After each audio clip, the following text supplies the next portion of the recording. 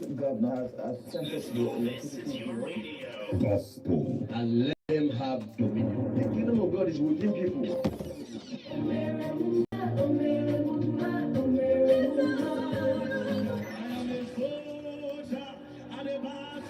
Odinibo.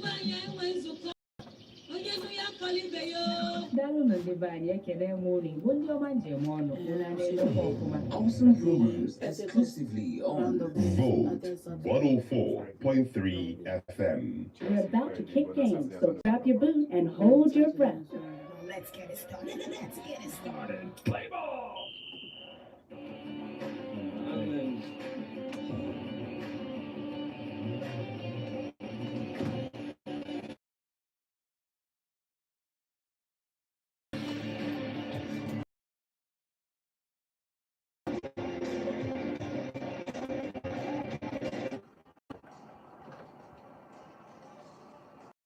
A beautiful morning to you. Good morning and welcome to Volt Sports, coming to you exclusively on Volt 104.3 FM.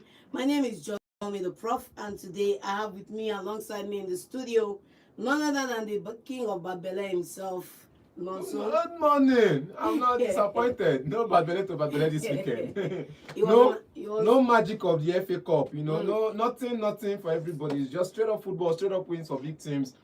And the Serie A was also perfect, not except for Napoli and AC Milan playing a draw. It was perfect result for Inter Milan and AC Milan throughout the weekend. La Liga, spot on. Barcelona, I think they have a game today. And Bundesliga, let's not mind them, they are just in their own. And again, in the weekend, PSG lost. And so we'll get to that because it was a weekend of intensive FA Cup football.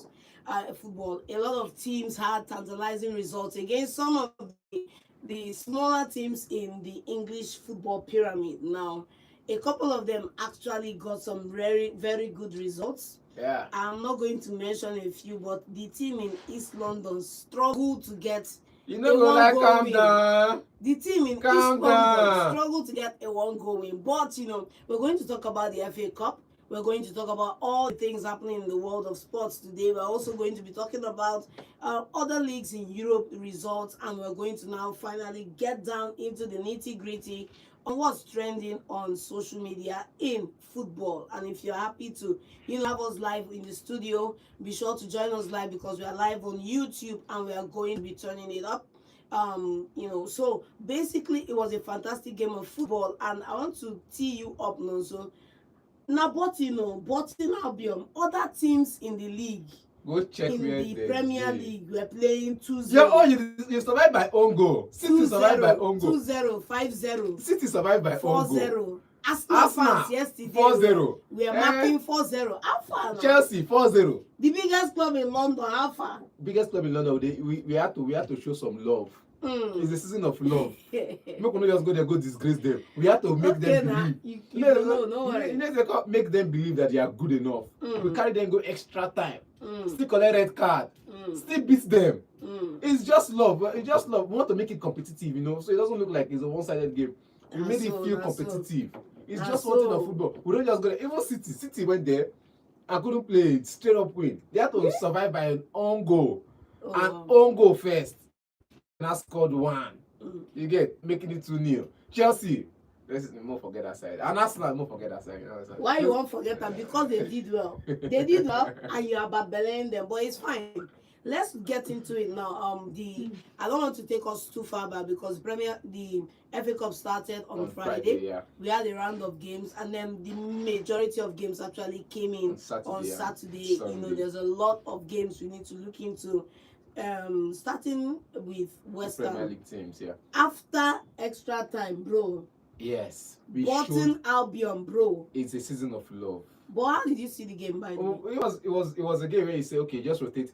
I think this squad rotation thing is confusing some managers. Just rotate. Well, again, Callum Wilson starting up front.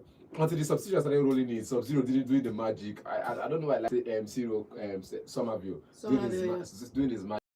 95 minutes of extra time, 95 minutes. That's 5 minutes into the extra. And it was a game of football where you say, now small team for just enter penalty shootout, and I know would have lost a penalty shootout. I know for a fact. But again, that goal coming in by that time was good one of. It was a good game. Yeah, of because squad rotation was just it for me. But I feel like there were too many academy graduates in that game, starting in that game than the usual. At least you want to play 3. 3 is the highest number you can play per time. And then you did that 3, you succeeded and put another 3. Why the main also all this grammar way they talk now? I hope say you go survive relegation. I survive and finish. Now common Bolton Albion. You see relegation? I survive and Bolton finish. Albion. You and see after extra now they time. talk. I play academy graduate. My players are not available. See, it's not an excuse. Now let's talk about your man starting up front. Callum Wilson that has given me 6 points. Let's happen. I also want to say it's a good game. Showed some love onto the next one. Valentine's season made them feel important, made them feel like a big team. But again, look at Callum Wilson in the first 45 minutes. A couple of chances went begging and he couldn't finish. Yeah. Clinicality was missing in his. But we expect when you put a player like him on the bench and he's not getting game time. All the game time they get it. He doesn't get enough game time at the club. Yeah. He's not a starter. He's been relegated now to the bomb squad, if you are in quotes. All this game time they get since. Because we're talking about game time. I think at some point it was the 2 oldest strikers. We had the 2 oldest strikers in the Prem. You get Fulkrug and Callum Wilson. Yes. Fulkrug was in the hospital. Callum was playing with knees and do. They had to put him on the bench to play Jarrod Bowen as a false 9. All those time when they come in for second half, they come play with knees and do. Now they went into the market and bought 2 strikers. This is 30 and just a clear-cut case of I buy and cheap. Therefore I no rate the player. Even when they rate them, no good reach. Una no rate Wilson. See, I'll have to be honest with you. English strikers that have done well so far for themselves, I'll put a Dredini over a Callum Wilson. A Dredini of Watford, I'll put him over a Callum Wilson like 10 times over a Callum Wilson. If they say Dredini should come out from retirement now and come and play, I'll buy him. I'll buy him and drop this Callum Wilson for no. I just don't know why, but I'll pick a Dredini over a Callum Wilson anytime, any day. Okay, that said, let's go back into that game. I don't really know why we are talking about West Ham. It's not like they're a big team. It's not like they are. Biggest team in London. Won the Premier League before. Biggest team in London. It's not like they have any hope of going to Europe next season. It's not like they are going to survive this relegation battle. Let me tell you what. It reminds me of what the Bible said about the poor. He said, "The poor you will have with you always." And West Ham. We are with you in spirit. Let me tell you. You know when they tell people that we are with you. We are for Europe. There's just for us now. There's just one way to Europe. There's just one way to Europe. And FA Cup. That's the FA Cup, and we are going for it. And I'm telling you this. Probability is 10,000 to 1. Probability is 10 to 1, but I'm telling you, we're winning it. We win the FA Cup, we'll go there where we did, go Europa League next season. And I want to promise you another thing. We should go Europa League next season, reach semi-final. Also, faith without works is dead, I beg. We work now. I beg, we won our match, so on to the next one. Yeah, basically, on to the next one. If you saw over Saturday, the next game was Manchester City playing Salford. Salford, if you do not know, is the club owned and managed by Gary Neville with a group of former Manchester United players. And, they made it into the FA Cup this time around. And it was a 2-0 win for They've been making City. it into the FA Cup now. They don't make it was a 2-0 win also. It's Salford. It's Salford. It's just Salford. What happened to Button? It's just Salford. Button What happened to I wanted to show love. Naso. But again, another game of football where City had to press. I think this is the derby we've been anticipating, not the real derby that Manchester United had. This is the Manchester United that people think they know. Salford, the new Manchester United, because having 6 of the academic graduates or 6 of the class of 92 own a particular club, Nick Bolton, even David Gale can get shares for them. So the 6 of them came together to get that club, and it's been doing well for some time. I think they got about 2 promotions in 4 years. And they dropped off somehow. But again, it's a team that is okay. This is City versus the Manchester United. We know because you look upstairs for that club. Now Manchester United, full the face of Manchester United was doing well at the time, but the club has not really lived up to the hype. True that. Because while we're talking about Manchester United former legends doing all these things, West Ham came from nowhere and stole the spotlight from them. So it's like, okay, this team is supposed to do. This team pitted to do well in the next 6 years. But unfortunately for them, this team is doing better and doing 10x better than them in that 6 years. So again, I really don't want to be controversial. I don't want to talk about the fact that Manchester United, so-called class of 92, we've not seen any tactical legend that's moved on into coaching and done well from that class. I don't want to get into. They don't need to go into coaching. Beckham don't buy football club. Beckham don't buy football club. But the remaining 6 they get another football club. So let's not don't get into it. So why is this one triggering? No, it's not triggering me. I'm just telling you what it is. They don't go buy. They don't need to. They don't go into coaching. No work. They buy. They gather money buy football club. On to the next one. Now they can fire and hire any coach they like. It's fine. You get. It's fine. They try coaching Gary Neville and Phil Neville. It no work. So moving on, let's look at another game that happened on Saturday. Aston Villa took on Newcastle United. Yeah. It was a game that was actually interesting to watch because there was a red card incident in this game. There were a couple of goals in this game that were actually eye-watering. One of them was Sandro Tonali's brace, and then finally Voltmade back on the score sheet after some time away from hitting the back of the net. But no, so this game, we'll get into the stats, we'll get into the lineups, we'll get into what the numbers are saying. But for an Aston Villa side that is actually chasing the league, and a Newcastle side that are looking at the moment because they are in a very poor run of form, they are fighting. Not really that poor though. Let me just say that if out of 5 games you are not able to get at least 50% of the points available, you're having a poor run of form. So in this encounter, Aston Villa took the lead. They brought in Tammy Abraham. He opened with a goal, thanks to an assist by Lewis in that game. And another player who just came back in, if you get my drift. Yeah. Where did it go wrong for Aston Villa in this game? This is the game they should comfortably be winning. But Newcastle left it late and came in the 63rd minute to start and scoring their goals. Yes, start scoring their goals. So where did it go wrong? This is the thing we always talk about Premier League teams unable to see out the games. We've said it earlier before. If you want to beat Newcastle, beat them in the first half. But we didn't expect the Newcastle to turn up in the second half of the game. That's one thing. I think that's where everybody got it wrong. Everybody felt like, okay, Newcastle is going to capitulate. 70th minute, Newcastle will capitulate and we'll go into extra time. If they manage to put one back, no problem. But Aston Villa came in with the energy of scoring the first goal and dominating the match full time. But again, they just felt like they could pick them up on the counter and open them up gradually, just like that. I think they go by one of the goals by Tonali was basically a miscue from one of the midfielders. And defensive slip-ups, yes. If you miss that positioning, you miss it because your position is you lose the ball in those areas, you're open to a counter attack, you're open to a goal. And at that point, I think Aston Villa didn't have anything to offer there. But again, it was a good game of football in general. Yes. So as Newcastle came out in the second half, which is something we've not seen in a very long time, coming out in the second half to dominate, to show work, and to win a game. Why wouldn't they come out to dominate? The opponent went 1 man down. And then the goalkeeper actually was the one that was that got the red card in the encounter. And if you look at the way they set up in a 4-2-3-1 formation, which is their usual formation. Their usual formation now. Ross Barkley starting in the 10th position instead of the usual suspect. Yeah. Then the usual suspect playing in the left. Tammy Abraham up forward. Back center pairing was Lindelof and Pau Torres. And bang, this is a decent team. But I just feel like again, like I said, nobody expected Newcastle to come up in the 70th minute or come up in the second half with that intent. If you have seen the game, you'll see that Newcastle had everything going for them. The energy level was 10x the usual one they have in. We tell you, if you want to beat Newcastle, beat them in the first half. In the second half, you won't see them anywhere. And if you manage to play a draw in the second half, beat them in the second half because by then the energy level would drop. But again, nobody expected Newcastle to put up this energy level in the second half. And I think it's just one thing we have to work on in the long run. Newcastle should learn to run better, learn to move forward better, learn to move the ball faster, like progress the ball faster than the usual. And I think that's what happened in this game because after the red card, one of the players was taken off. I think one of the midfielders was taken off for another goalkeeper, and it just felt off for them. It was Leon Bailey. Leon Bailey was taken off from the right side of the midfield. And it just fell off for them. Emi Martinez came on. The midfield was just open.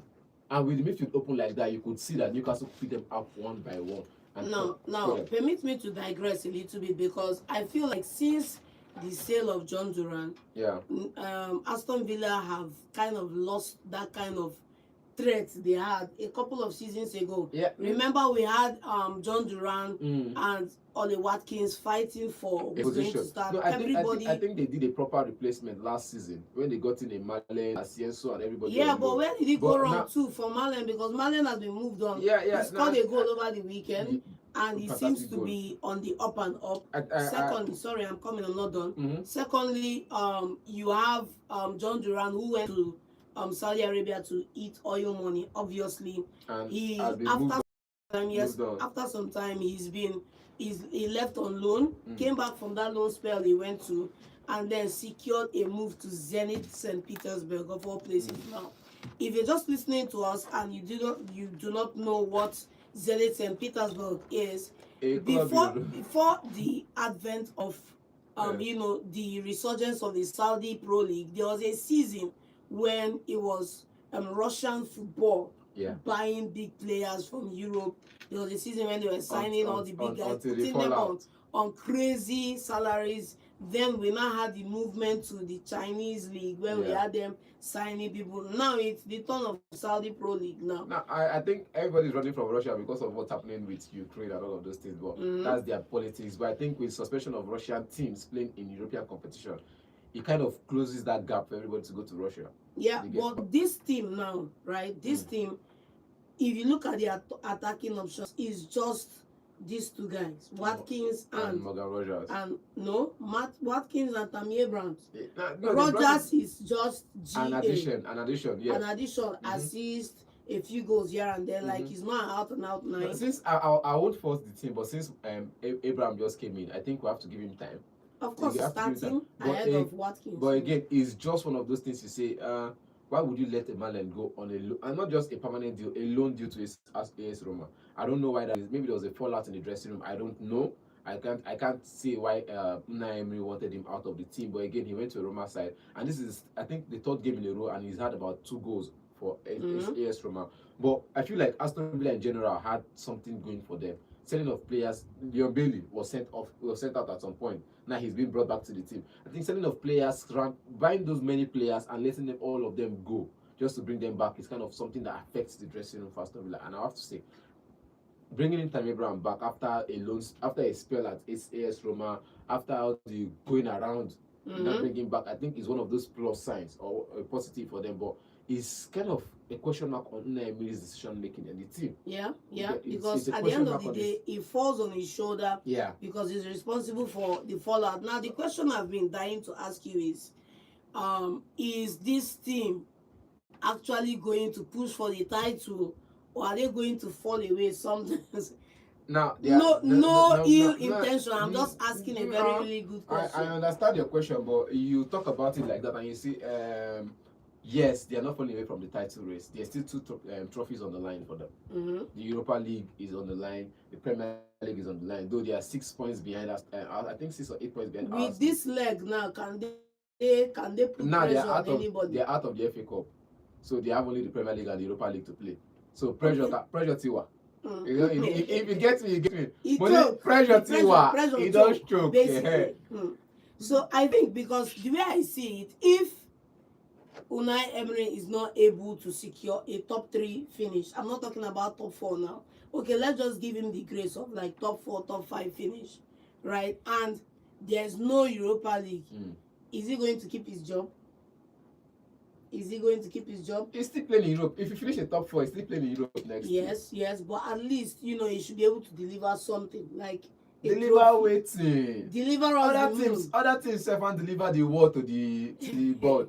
If they deliver the word to the board, the rest of us will go. So everybody. But have they relegation? No, everybody want to deliver the word. You want to? I'll give you the word. I'll give you the word. The main thing is, if board members want a trophy, you should also understand that every other board member out there wants a trophy.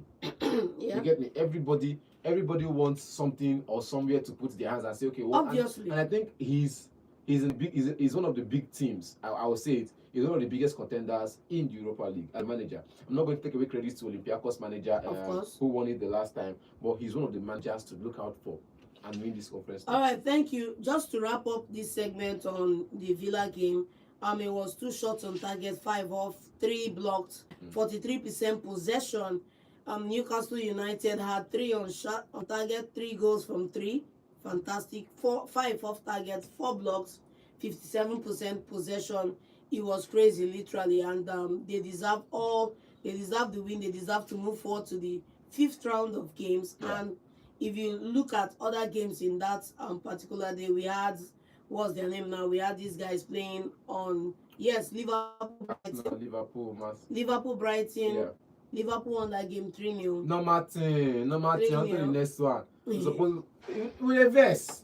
With a It's always they talk with a Liverpool, I'm a West Ham fan. With a verse. Liverpool with a verse. All the hype, I've always said it. I like this man. I respect him for all he's done, Fabian. But that match was not a match that looked like they were going to offer anything. There was nothing going for them in that game. Liverpool just the Liverpool we saw dominates the possession, dominates the attack. Whenever they go forward, there's an intent to score goals. Whenever they are going to tackle for a ball, if they don't get the ball, they get the player. So they're always making contact. That's one thing about football. It's a contact sport. So whenever you go for the ball, make contact, body to body, collect the ball, progress the ball. Like Klopp always say, the best place to recover the ball is when you just lost it, because you lost it. The player is looking to arrange themselves on the offensive position. You recover the ball back. Before they'll get themselves and cover themselves back and try to defend, you've already opened them up. And I think that was one thing Liverpool did on the night.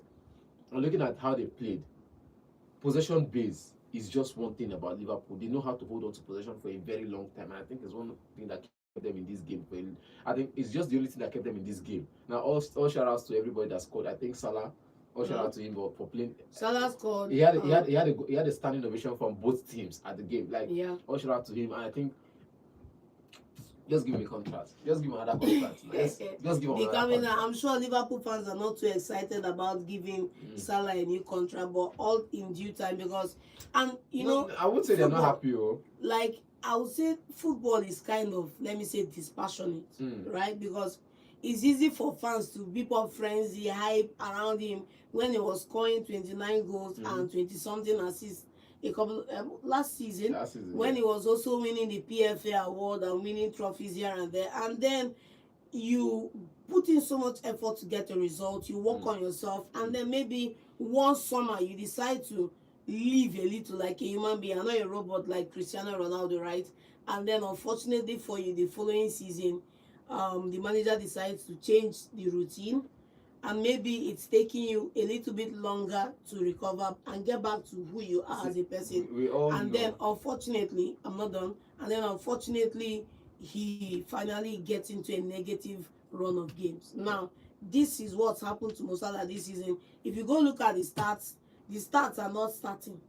You get it? And, you know, I think is during that time when they were having that fallout, right? And a lot of things were going on.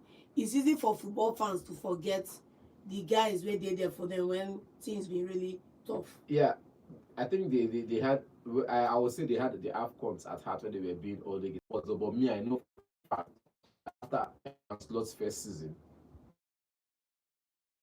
change of the environment is going to, so change of style of play is going to change definitely. And credit Slot too, because he earned the right to change.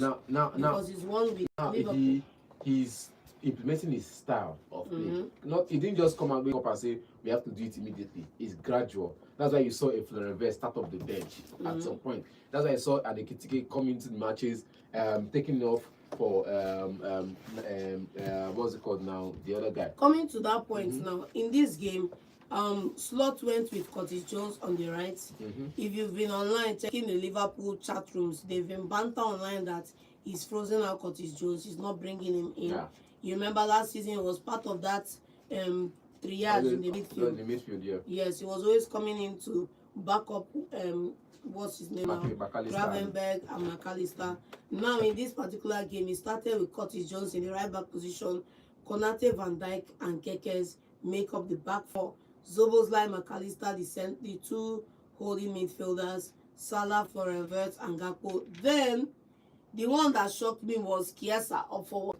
I didn't see it coming. You will not see it coming. I didn't see it coming. You have to rest your players. I think he's one of those players. You know, rest Salah.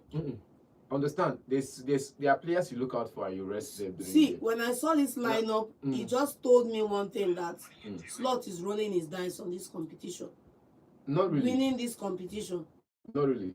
How do you start the team you started in that game? Now, if you are not serious about the FA Cup. Ekitike is one of those players that would play all the matches for you. But remember, as Freiburg, he has Frankfurt, he had an injury case. You have to manage him so he doesn't go out. And you already have one striker out already for about 3-4 months. Now, Salah is another player that you know cannot go on injury. Yet he's always available. So Mr. Available is there. Then you have and you have a Federico Chiesa, who is also an injury-prone player. You have to manage his injuries. Now, I would have said who is going to play the number 9, which means Ekitike will still play. You still have options on it because you have Ngomoha who is available. He cannot play as a striker. Ngomoha should have started. I'm not really talking about striking position now. I'm just saying that in the FA Cup against a Brighton, right? Let's say you I know you will tell me that you play the game that's in front of you, not the one coming next. I'm not even talking that like that. Yeah, but I would have expected Ekitike to start when you've dominated the game, gotten your win, your 3 points, or let me say you've scored your goals and you have a lead. You can sub him off. And bring somebody else on. Liverpool have always been that club in the Premier League that have a robust youth academy. They have a robust crop of players. And you could have given somebody the opportunity. I remember when the likes of, what's their name now? Ryan Babel were having their field day. Was it Nyoni now or this other guy? And then this Divock Origi. They've always had a flurry of, attackers, big bad players, attackers that could come in. They don't have that now. That squad is looking super. I'm not saying they don't have that. I'm saying they have it. I think they just recently let Elliott go. Yes, Elliott. Elliott. Curtis Jones is still available. Ngomoha is still there. Cody Conor Bradley, I bet his name. Conor Bradley, the right back. He's still there after Trent has left. So they still have that number of academy graduates coming into the team. But again, like I said, time though. Like I said before, there's always a discussion you get before the game day. There's always this meeting they have. Who is starting? It's if you're going to have a match on Saturday, it's on Friday. You know who is starting and who is not starting. I'll tell you the truth. I've been there. I've been one of them. I think a team that plays in National Stadium, Lagos. You get, and we're going for a match at the Mobolaji Johnson Arena at some point. And that night, Kochi was talking and he was saying who is going to what we go have to do on a Thursday. We had a game on Friday. And he was telling us what we are going to play like. And in that training session, as he ended the training session, we knew who was starting and who was going to be on the bench. Yeah, because he had to, while you were playing, he gives you the whistle and he gives you a rest. He gives you the whistle and he gives you a rest. He tells you who starts on Friday. So with the lineup on Liverpool, we already know who's going to start on Saturday. And I feel like this lineup doesn't really have anything bad about it. Because if you look at Chiesa at Juventus, he played as a false 9. There's a time before the Vlahovic came in, he was playing there. Before the Ronaldos came in, he was playing in that position as a striker, and he could also play from the flanks. So I don't have a problem with him playing in this game because every other person in that game, except for the right back, was on point in their position. So you only had 2 players makeshift, which is Curtis Jones and the striker. Every other person are playing in their position. I would have preferred a slow motion Gakpo playing as a false 9. And him playing from the left. But again, he's only going to just keep picking up those crosses. On the left, slow motion Gakpo in the center, and then this is you on the right for more academic graduates on the team. I'm just saying, any lineup you put up won the match onto the next. Bro, it's just what it is basically. But moving on to Sunday games, because you get bust up while they wait you for Sunday games, right? So in the FA Cup on Sunday, we had what would I call it now? Fulham beating Stoke City 2-1. Yeah. Birmingham City played a 1-1 draw with Leeds United. Wolves beat Grimsby 1-0.